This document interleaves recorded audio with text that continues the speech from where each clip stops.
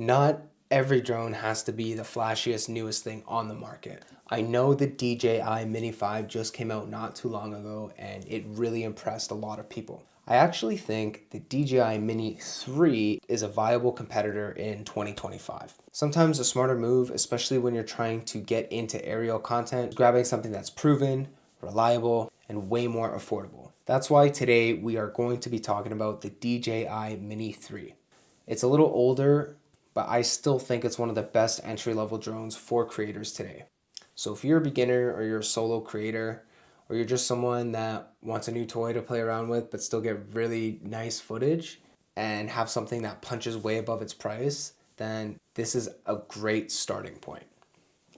So enough of me yapping, let's talk about the drone.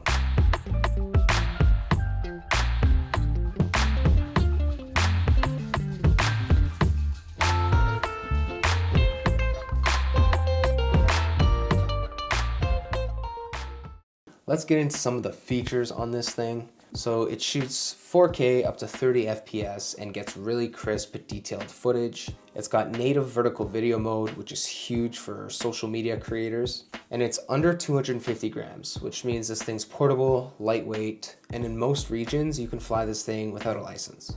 This thing also has some intelligent flight modes like quick shots for cinematic moves with very little effort. All right, now I want to talk about the build quality. So this thing is very compact and foldable, and it literally fits in the palm of your hand. It's got solid construction for its size, and even though it's made out of mostly plastic, it doesn't feel like a cheap toy. The Fly More combo extras, so you're getting 3 batteries, a charging hub, some extra propellers, and a carrying case. And for the price, it feels pretty premium without being too intimidating. All right, so now let's get into the fun part, the flight test. So this thing is pretty stable in the air, even with some light wind. It's surprisingly reliable for this small of a drone. I mean, it really surprised me how well it stayed up there. It's got easy controls and is perfect for learning if this is your very first drone. And I mean, you've got 30 plus minutes of flight time for each battery, so you're not sitting there constantly rushing your shoots. And the camera gimbal is pretty smooth. If you've used something like the Osmo Pocket 3 or any of the Osmo Pockets, I'm pretty sure they use that same kind of technology on these drones. So even if you're not an expert pilot and you've never flown a drone before, your footage is going to come out really stable. Okay, really quickly, I want to jump into the pros and cons. So starting with the pros, like I've been talking about this whole video, this thing is very affordable compared to the newer drones that are on the market, and the features still hold up. It's got native vertical video and 4K capability, which is still very relevant in 2025 and 2026. And in my opinion, the Fly More combo with the built-in screen controller is an insane value. This thing is great for beginners and it's got a very forgiving learning curve. My last and favorite pro with this thing is that it can grow with you. So if you just want to upgrade the drone later on, you can do that.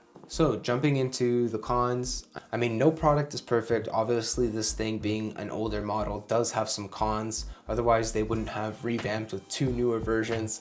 So one of the cons I wanted to start with is it's got no obstacle avoidance. So you got to be very careful when flying this thing around houses and buildings. So while I have been talking about this thing is great for beginners, you're probably going to want to look at the warranty for this product. Just because of the no obstacle avoidance, you're probably bound to hit this thing on something, and no matter what you hit, if this thing hits something and falls, it's done. You're gonna have to replace it. Last con I would say is this thing does struggle in some higher winds. Where I live, there's a lot of open field, so on really windy days, like I can't take this thing out because the wind can just take it away. So then that leads us into who I think this product is for. In my opinion, I think this is perfect for beginners and entry-level creators that are looking to get into the drone footage game without spending over $1,000. Social media creators who care about vertical video and portability, and video business owners who just want to add a drone to their toolkit.